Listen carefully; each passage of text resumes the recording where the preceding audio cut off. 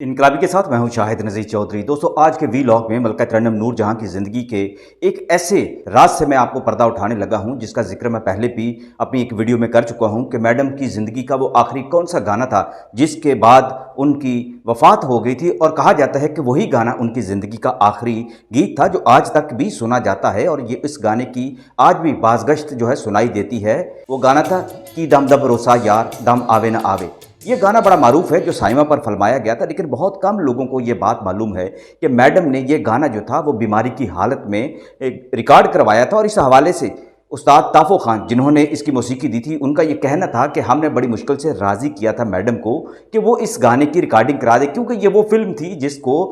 मसूद भट्ट जो थे ख़ास तौर पर ईद के मौका पर रिलीज भी करना चाहते थे, लेकिन इस फिल्म के हवाले से बहुत सारी अनहोनियां हो गई थी पाकिस्तान में भी और इंडिया में भी। पहले तो आपको ये मैं बात बता दूं, वो अनहोनी मैं बाद में बताता हूं कि इस फिल्म पर इंडिया में पाबंदी लगाने का भी मुतालबा किया गया था, और यह कहा गया था कि ये फिल्म जो है इंडिया में फसादात कराने का बायस बन रही है, इसको रोक दिया जाए, इस पर पाबंदी लगा दी जाए। ये मैं आगे जाके इसकी वजह बताता हूं कि इसकी वजह क्या बनी थी। इस फिल्म का नाम था सखी बादशाह।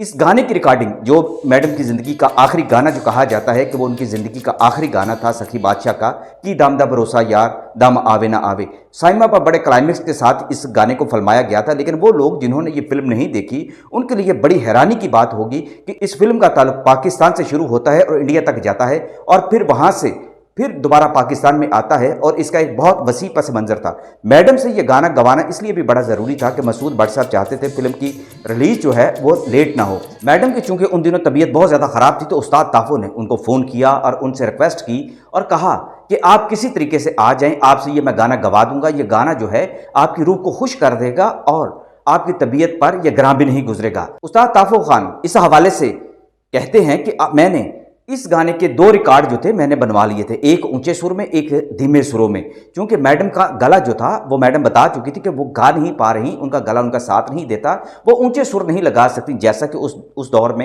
ये रवायत भी थी कि पंजाबी के गाने के लिए मैडम को सीने का जोर लगाना पड़ता था, गले का जोर लगाना पड़ता था, और मैडम की तबीयत जो थी चूँकि दिल के आर्जे और किडनी की वजह से उनकी तबीयत दिन ब दिन जो थी बिगड़ती जा रही थी, इसलिए डॉक्टरों ने भी उन्हें मना किया होता। लेकिन ताफ़ो खान की मोहब्बत जो थी वो मैडम ने उसको इनकार ना कर सकी, और वो उनके कहने पर वो गाना रिकॉर्ड करने चली गई। मैडम कहने लगी कि ताफ़ो तुमने कौन सा गाना रिकॉर्ड करवाना है मुझसे। ताफ़ो ने जब ये गाने का ऊंची बीट वाला जब उनको सुनाया तो वो कहने लगी ये तो मैं गाना रिकॉर्ड नहीं करा सकती, तुम्हें पता है मेरा गला बहुत ख़राब है। तो वो कहने लगे मैडम जी, आज हमने गाना आपसे रिकॉर्ड कराना है और आपकी मर्जी के मुताबिक कराना है, और आपने कर लिया है, आपको ये पसंद नहीं आया तो ले दूसरा ट्रैक मैं आपको सुना देता हूँ। उसके बाद ताफ़ो खान ने जो मैडम के मिजाज को अच्छी तरह समझते थे, उन्होंने धीमे सुरों में इस गाने का जो एक दूसरा ट्रैक तैयार किया था वो सुनाया। तो मैडम ने जब ये गाना शुरू किया तो ताफ़ो खान ने एक और काम किया, उन्होंने अपने एक शागिर्द को जो उनकी मालिश भी किया करता था और बड़ा ट्रेंड था इस हवाले से, ताफ़ो खान ने उसकी ड्यूटी लगा दी कि जब मैडम गाना गा रही हों तो वो उनके कंधे जो है वो दबाता रहे, क्योंकि मैडम की हालत उस वक्त हकीकत में बहुत ख़राब हो चुकी थी और मैडम का निकाहत से बुरा हाल था।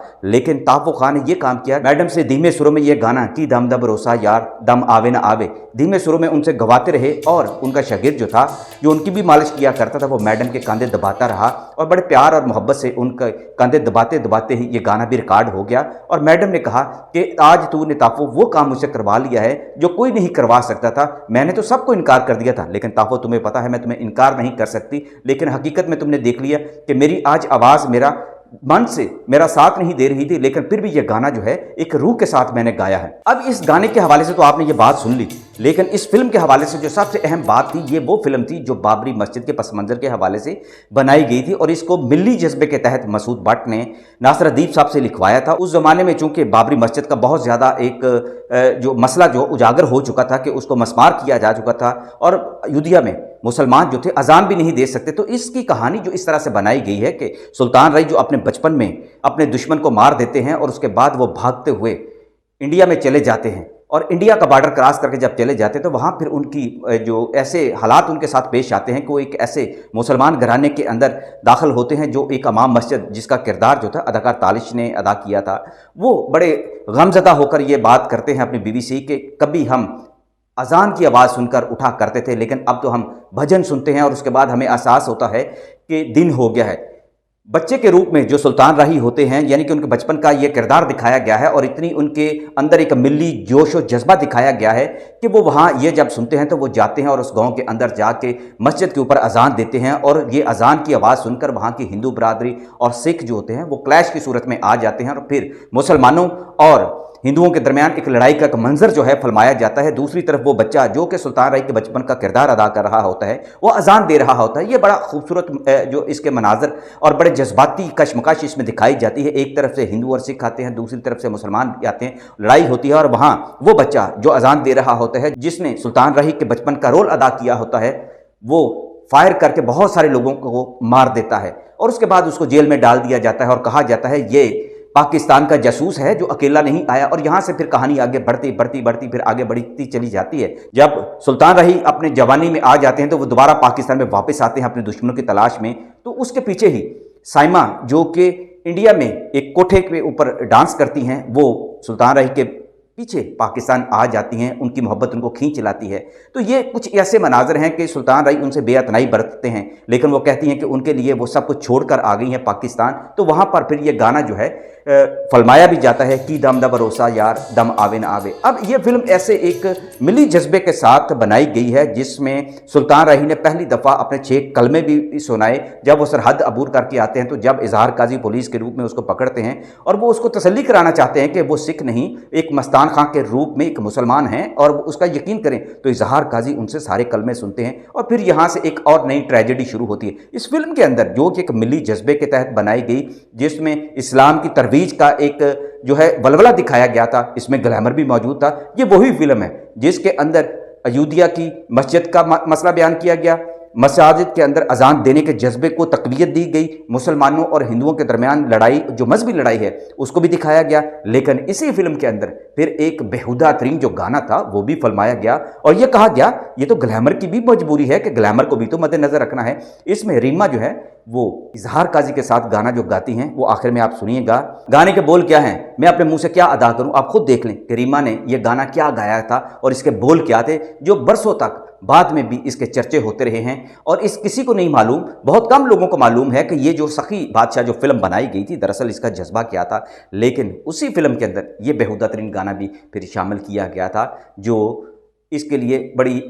शर्मिंदगी का भी बायस बना। और रीमा खुद भी कहा करती थी कि हमें तो सिर्फ परफॉर्म करना था, हमें इससे गर्ज नहीं होती कि फिल्म की कहानी क्या है, ये रीमा का कहना था। अब ये जो दूसरी बात ये थी कि ये फिल्म जब रिलीज हुई तो सुल्तान राही साहब का कत्ल हो गया था। उनके कत्ल के कुछ हफ्तों के बाद इस फिल्म को रिलीज किया गया तो इसने अपने बिजनेस रिकॉर्ड कायम कर दिया और ये उस दौर की कामयाब तरीन फिल्म थी जो 138 हफ्तों तक मुसलसल जो है ये रिलीज होती रही और सिनेमाओं में ये लगी रही और इसको बहुत पसंद किया गया। और इसी पर इंडिया में बहुत ज़्यादा तबसरे हुए और कहा गया कि पाकिस्तान जब ऐसी फिल्में बनाएगा तो इंडिया में तो फिर मुसलमानों और हिंदुओं के फसादात तो होंगे। लेकिन किसी ने इस फिल्म के अंदर उस ग्लैमर को बहुत कम महसूस किया कि इस फिल्म में तो बाकी लवाजमात भी मौजूद थे, ये सिर्फ एक मजहबी उनसर के लिए बनाई नहीं गई थी, इसमें और भी सब कुछ था जो फिल्मों की ज़रूरत होती है। आखिर में रीमा का ये गाना आप दोबारा देख लीजिए जो उन्होंने इजहार काजी के साथ गाया था और बहुत सारे लोगों की नज़र में ये बेहुदा तरीन गाना था।